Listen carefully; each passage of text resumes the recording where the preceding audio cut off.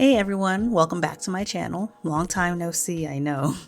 And by the way, welcome if you're new here. I'm Carla, the artist behind Arie Debren Art. Today is going to be a storytime video. This will be a two-part video. I'll finish the story in this video, but the next video will be of me finishing the painting, but the voiceover will be a different topic. I haven't decided what the topic will be just yet, but make sure you subscribe so you can see the finished painting.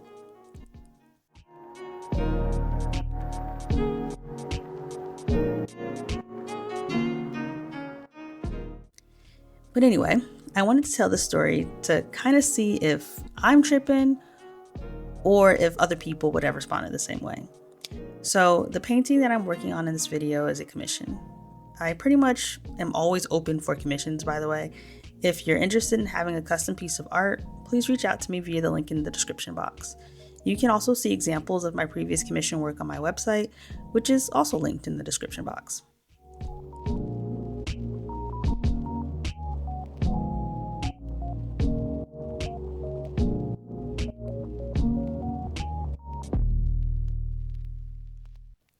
So a family member of mine said he had a friend that owned a boxing gym in New York City and was looking for art for his gym. I had previously done a smaller painting for this family member's friend, and after receiving the smaller painting and liking the smaller painting, he wanted to commission me for a bigger painting.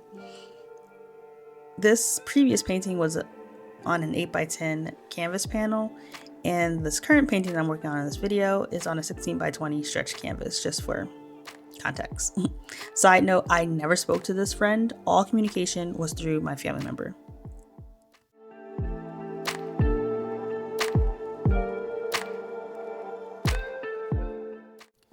So anyway, I completed the painting. My family member sends me the final payment via USPS in the mail.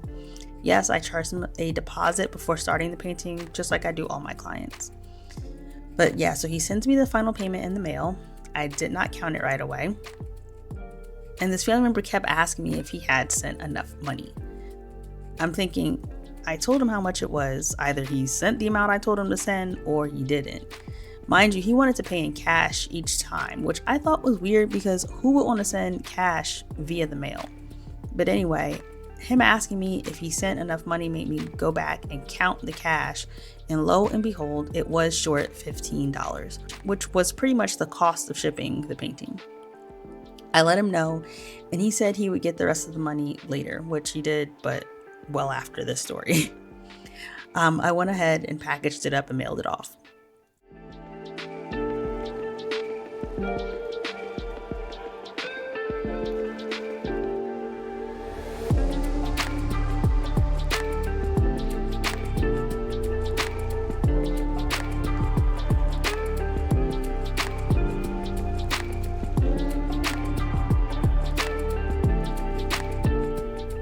Maybe about a week or so later, I get a text message from this family member saying, "The painting sold, I need another one."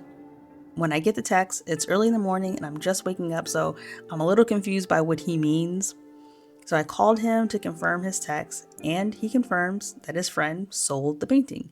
And I'm assuming the first commission painting I did for him as well. And he wants me to paint something else for him. I'm really annoyed at this point because I feel a little bamboozled. I never gave them permission to resell my work. When I bring this point up, he tells me what his friend does with the painting is his business, and he tried to convince me that they were doing me a favor because this guy knows lawyers and judges, aka people with money, and these people really like my work. So I asked, if they like my work, why wouldn't you pass along my information to them so they can work with me directly? What do I need the middleman for?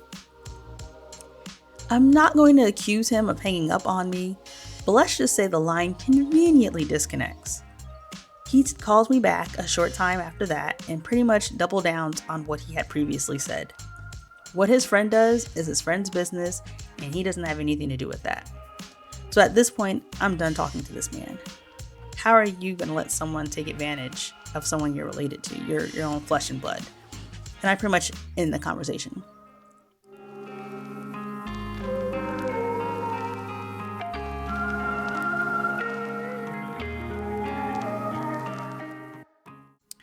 My beef with the situation is this.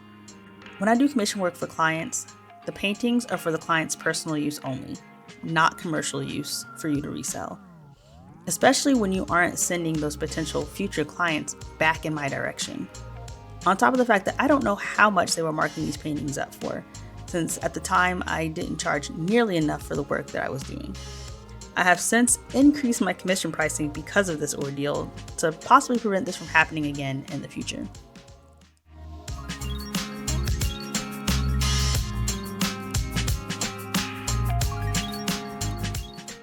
If this family member was upfront about what their intentions were, we may have been able to come to some sort of agreement for everyone to win.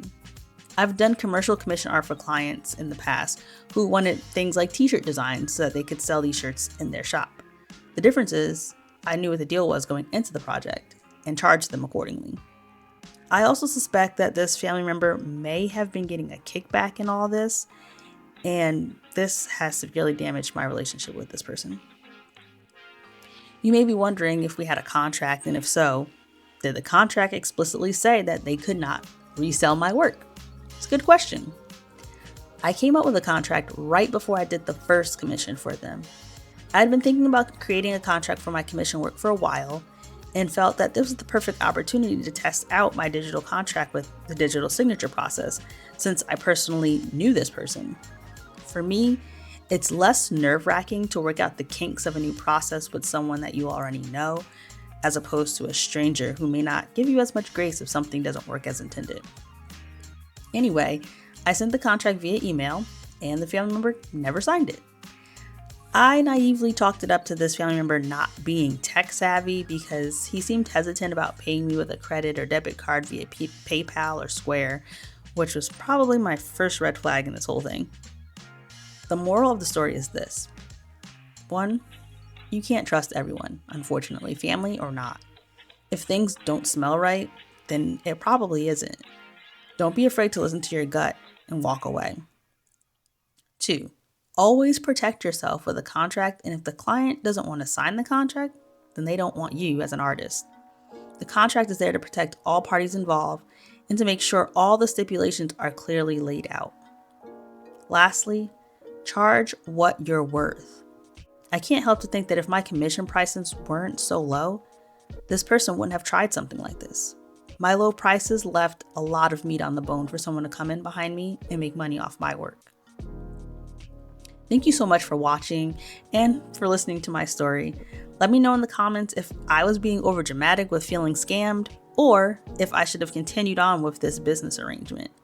And don't forget, I'm open for commissions if you're interested. Hit me up at the link in the description box.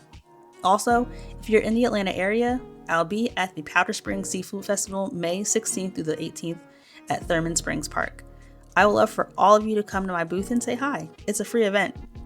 And if you're not local or you're unable to make it to the festival, feel free to check out my website and look around at my original art prints, bookmarks, and coasters. I'll see you in my next video, okay? Bye, guys.